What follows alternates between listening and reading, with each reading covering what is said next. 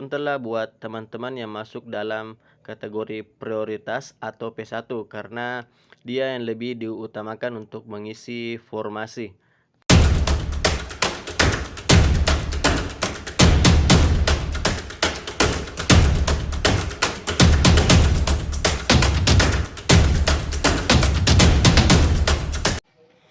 Assalamualaikum warahmatullahi wabarakatuh. Halo teman-teman Pujonipers, apa kabar? Semoga sehat selalu ya, dan tentunya makin semangat dalam pendaftaran P3K 2023 ini. Pada kesempatan kali ini kami akan membagikan informasi terbaru terkait dengan penerimaan P3K, khususnya P3K Jabatan Fungsional Guru. Ya, namun sebelum itu buat teman-teman yang baru pertama kali bergabung dengan channel kami, bantu dan support channel kami dengan cara klik tombol subscribe dan jangan lupa nyalakan lonceng notifikasinya agar tidak ketinggalan informasi menarik terkait penerimaan P3K ataupun CPNS. Oke, terima kasih teman-teman. Pada penerimaan kali ini pemerintah telah membuka penerimaan CPNS dan P3K. Adapun untuk penerimaan P3K kali ini ada 3, yaitu P3K Guru, P3K Teknis, dan P3K Kesehatan. Nah, tentunya dalam penerimaan tersebut pastinya berbeda-beda, entah itu dari mekanismenya, syarat, ataupun hal lainnya. Untuk itu, kali ini kami akan membahas terkait dengan P3K Jabatan Fungsional Guru. Karena mengingat P3K Guru biasanya yang paling banyak pendaftarnya dan tentunya mungkin masih banyak yang belum paham dengan mekanisme P3K Guru. Seperti siapa saja sih yang bisa mendaftar P3K Guru atau berapa sih ambang batas dari tes P3K Guru ini. Ya, jadi silahkan teman-teman simak sampai selesai agar paham. Adapun pembahasan kali ini mengenai P3K Guru berdasarkan dari Keputusan Menteri Pendagungan Aparatur Negara dan Reformasi Birokrasi Republik Indonesia Nomor 649 Tahun 2023 tentang mekanisme seleksi pegawai pemerintah dengan perjanjian kerja untuk jabatan fungsional guru pada instansi daerah tahun anggaran 2023. Selanjutnya untuk P3K terbagi menjadi 2 jalur atau 2 kebutuhan, yaitu ada kebutuhan khusus dan ada kebutuhan umum. Yang termasuk dalam kebutuhan khusus yaitu ada yang pertama pelamar prioritas yang sering kita dengar atau sering kita sebut yaitu P1. Kemudian ada ex tenaga honorer kategori 2, kemudian ada guru non ASN di sekolah negeri. Selanjutnya untuk yang termasuk kebutuhan umum itu ada lulusan PPG, pendidikan profesi guru, dan ada guru yang terdaftar di Dapodik. Untuk lebih jelasnya mengenai kebutuhan khusus, yang pertama pelamar prioritas. Peserta yang memenuhi nilai ambang batas pada seleksi P3K Jabatan Fungsional Guru tahun 2021 dan belum pernah dinyatakan lulus pada seleksi P3K Jabatan Fungsional Guru periode sebelumnya. Jadi jika teman-teman pada pendaftaran P3K 2021 nilainya masuk ke passing grade atau ambang batas dan belum dinyatakan lulus, berarti teman-teman masuk dalam pelamar prioritas atau kategori P1. Selanjutnya untuk yang kedua itu ex tenaga honorer kategori 2, guru yang terdaftar dalam pangkalan database ex tenaga honorer K2 pada Badan Kepegawaian Negara atau BKN. Selanjutnya yang ketiga ada guru non ASN di sekolah negeri. Ya, jadi teman-teman tandai di sini itu sekolah negeri. Guru non ASN di sekolah negeri yang terdaftar di Data Pokok Pendidikan atau Dapodik Kementerian Pendidikan, Kebudayaan, Riset dan Teknologi dan memiliki masa kerja paling rendah 2 tahun. Selanjutnya untuk penjelasan dari kebutuhan umum. Sebenarnya di sini ada salah pengetikan yang seharusnya kebutuhan umum. Nah, untuk kebutuhan umum ini terbagi menjadi 2. atau ada dua kategori. Yang pertama yaitu lulusan pendidikan profesi guru atau PPG yang telah terdaftar pada pangkalan database Kemendikbud. Ya, jadi kemungkinan besar buat teman-teman yang baru menyelesaikan program PPG Prajab mungkin masuk dalam kategori yang pertama ini. Kemudian guru yang terdaftar di Dapodik Kemendikbud. Ya, jadi ini mungkin khusus buat teman-teman yang di swasta kemudian sudah masuk datanya dalam di Dapodik. Nah, selanjutnya ada pertanyaan, yang mana sih didahulukan, apakah kebutuhan khusus atau kebutuhan umum? Nah, pelamaran lowongan kebutuhan P3K Jabatan Fungsional Guru tahun anggaran 2023 didahulukan secara berurutan bagi yang pertama itu pelamar prioritas atau P1. Ya, jadi beruntunlah buat teman-teman yang masuk dalam kategori prioritas atau P1 karena dia yang lebih diutamakan untuk mengisi formasi. Kemudian diutamakan yang kedua itu tenaga honorer kategori 2. Kemudian selanjutnya guru non-ASN di sekolah negeri, dan terakhir diutamakan itu pelamar pada kebutuhan umum. Nah, selanjutnya untuk seleksi P3K Jabatan Fungsional Guru, ini sama seperti tahun-tahun sebelumnya. Jadi seleksinya ada dua, seleksi administrasi dan seleksi kompetensi. Untuk administrasinya seperti pemeriksaan berkas-berkas, ijazah, transkrip, surat lamaran dan yang lain-lainnya. Kemudian untuk seleksi kompetensi terbagi menjadi tiga, ada kompetensi teknis, manajerial, sosial, kultural. Jadi untuk kompetensinya ini tidak jauh berbeda dengan tahun-tahun sebelumnya. Untuk perbedaannya mungkin hanya pada teknis pengerjaan soalnya, jumlah ataupun waktunya. Nah, di sini ada catatan penting. Untuk seleksi kompetensi dan wawancara dilaksanakan menggunakan sistem komputer assisted test atau CAT. Jadi untuk seleksinya nanti sama seperti tahun sebelumnya, ada juga tes wawancaranya dan menggunakan komputer. Kemudian seleksi kompetensi dan wawancara bagi pelamar prioritas menggunakan hasil seleksi P3K Guru tahun 2021. Ya, jadi ini keuntungan buat teman-teman yang masuk dalam pelamar prioritas atau P1. Jadi nilainya bisa menggunakan nilai pada penerimaan P3K tahun 2021 kemarin. Jadi kemungkinan tidak akan dites lagi. Nah, selanjutnya untuk materi seleksi kompetensi. Jadi yang pertama ada materi kompetensi teknis, yaitu bertujuan untuk menilai penguasaan pengetahuan, keterampilan dan sikap atau perilaku yang dapat diamati, diukur dan dikembangkan yang spesifik berkaitan dengan bidang teknis jabatan.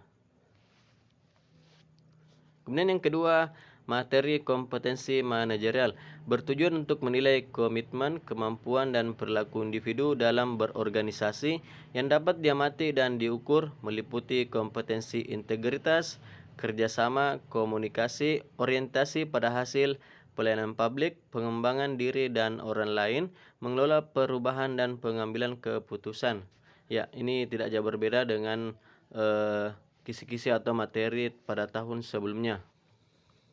Kemudian materi kompetensi sosial kultural bertujuan untuk menilai pengetahuan dan sikap terkait pengalaman berinteraksi dengan masyarakat majemuk yang memiliki keberagaman dalam hal agama, suku dan budaya, perilaku, wawasan kebangsaan, etika, nilai-nilai moral, emosi, dan prinsip. Kemudian yang terakhir yaitu ada materi wawancara dengan menggali informasi non-kognitif yang bertujuan untuk menilai integritas dan moralitas, meliputi beberapa aspek yaitu kejujuran, komitmen, keadilan, etika, dan kepatuhan. Nah, selanjutnya untuk teknis soal. Yang pertama, seleksi kompetensi teknis manajerial dan sosial kultural dilaksanakan dalam durasi 120 menit atau 2 jam dan dikecualikan bagi penyandang disabilitas selama 150 menit. Jadi untuk teknis pelaksanaannya atau waktunya. Kemudian wawancara dilaksanakan dalam durasi 10 menit dan dikecualikan penyandang disabilitas selama 15 menit. Kemudian yang ketiga, jumlah keseluruhan soal kompetensi dan wawancara adalah 145 butir dengan rincian kompetensi teknis 90 butir, kompetensi manajerial 25 butir, kompetensi sosial kultural 20 butir, dan wawancara 10 butir. Selanjutnya untuk pembobotan nilai. Yang pertama, kompetensi teknis bagi pelamar khusus untuk bobot jawaban paling rendah 1 dan nilai paling tinggi 5, serta soal tidak terjawab bernilai 0. Kemudian untuk kompetensi teknis bagi pelamar umum, jadi di sini dibedakan untuk pelamar khusus dan umum. Kalau untuk umum, bobot jawaban yang paling benar bernilai 5 dan yang paling rendah atau salah atau tidak menjawab bernilai 0. Kemudian yang ketiga, kompetensi manajerial. Nah, ini sama untuk umum dan khusus. Manajerial, bobot jawaban paling rendah 1 dan nilai paling tinggi 4, kemudian tidak menjawab bernilai 0. Jadi rentangnya dari angka paling rendah 1, 2, 3, dan 4. Kemudian kompetensi sosial kultural, ini sama dengan kompetensi manajerial, yaitu bobot paling rendah 1 dan paling tinggi 4, kemudian tidak menjawab 0. Jadi tidak ada nilai yang salah. Jadi rentangnya dari 1, 2, 3, dan 4. Kemudian kompetensi wawancara, nilai paling tinggi 4 dan tidak menjawab bernilai 0. Jadi seperti juga dengan kompetensi manajerial dan kultural dari rentang 1 sampai dengan 4, dan apabila tidak menjawab berarti mendapatkan nilai 0. Nah, selanjutnya untuk nilai kumulatif atau nilai keseluruhan. Nilai kumulatif paling tinggi untuk seleksi kompetensi dan wawancara. Jadi ini jika teman-teman jawabannya benar semua, akan mendapatkan nilai 670 dengan rincian masing-masing 450 untuk kompetensi teknis, 180 untuk manajerial dan sosial kultural, dan 40 untuk wawancara.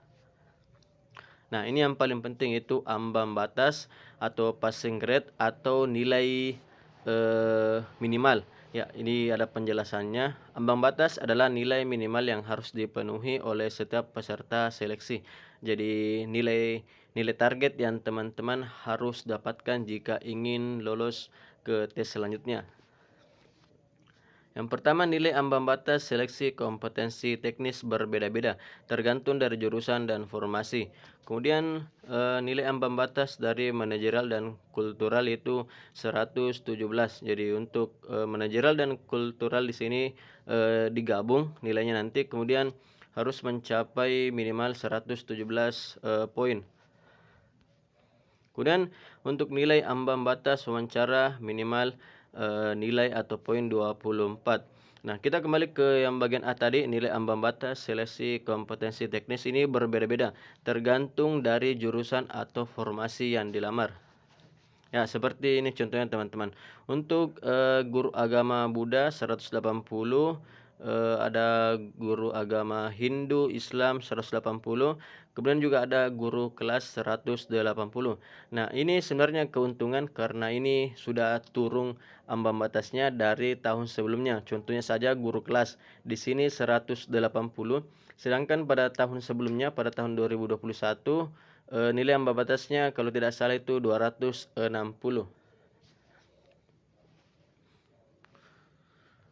Nah, selanjutnya yang terakhir itu simulasi. Si A adalah guru kelas dalam kebutuhan formasi umum.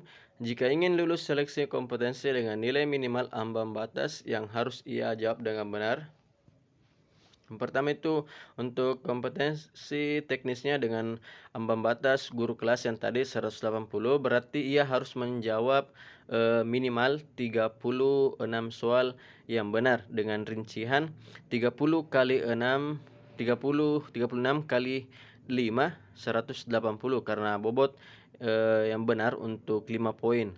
Kemudian yang kedua, seleksi kompetensi manajerial dan kultural dengan ambang batas 117, berarti si A harus menjawab dengan benar atau paling tinggi itu 30 soal dari 45 soal dengan rincian 30 dikali 4, 120, karena 4 merupakan nilai paling tinggi dari manajerial dan kultural. Jadi harus 30 soal yang benar untuk manajerial dan kultural.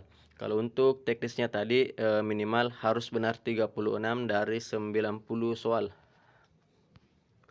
Selanjutnya yang terakhir itu untuk wawancaranya dengan ambang batas 24, berarti si A harus menjawab dengan benar atau dengan nilai paling tinggi yaitu 6 soal dari 10 soal dengan rincian 6 kali 4, 24, karena 4 merupakan poin paling tinggi dari wawancara.